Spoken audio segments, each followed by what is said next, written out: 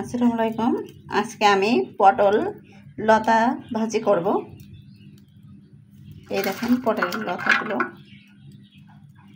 টাটকা, পটল গাছ থেকে তুলে নিয়ে আসলাম। টাটকা পটলের লতা আজকে ভাজি করব। রসুন নিয়েছি, এই রসুনগুলো দেব পটল লতার মধ্যে। পেঁয়াজ কুচি, ঝাল, এগুলো দিয়ে আজকে পটলের লতা ভাজি করব।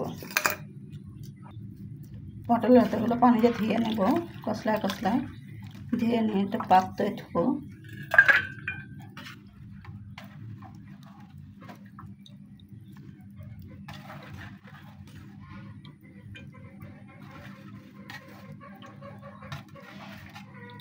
আমার ধোয়া হয়ে গেছে পটলের লতা, এবার কড়াইতে দেব।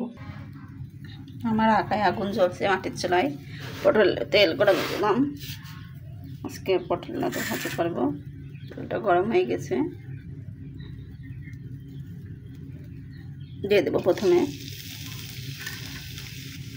লতা,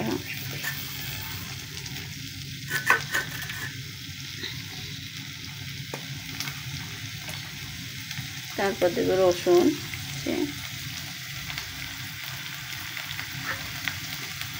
পেঁয়াজ আর শুকনো ঝাল,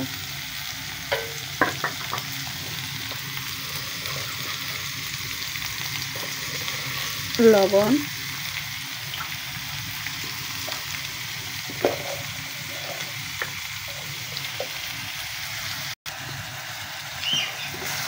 নাড়াচাড়া করবো। জানি আমার এই ভিডিওটা কেউ হয়তো দেখবে না ধৈর্য সহকারে, আজকে প্রথম করলাম। অনেক দিন হয়েছে পটলের লতা ভাজি খাই নাই, তাই আজকে করলাম আপনাদের দেখানোর জন্য। দেখবেন অনেক ধৈর্য সহকারে আমি পটল লতাটা ভাজি করেছি।